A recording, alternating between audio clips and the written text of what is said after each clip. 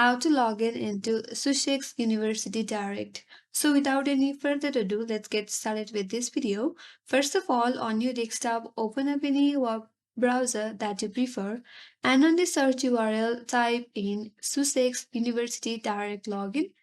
Then hit enter on your keyboard.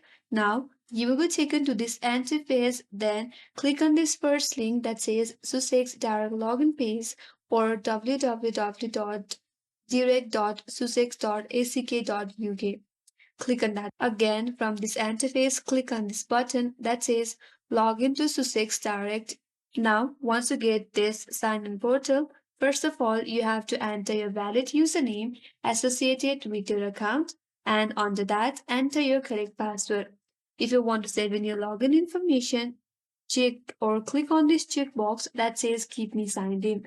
Or in case you forgot your password, there is a link provided as well that says forgot password. Click on that and that will help you out to recover your password. Now, if you're done typing in your username and password, click on this sign in button, and on the next page, you will be successfully logged into your account if you have entered the correct login information.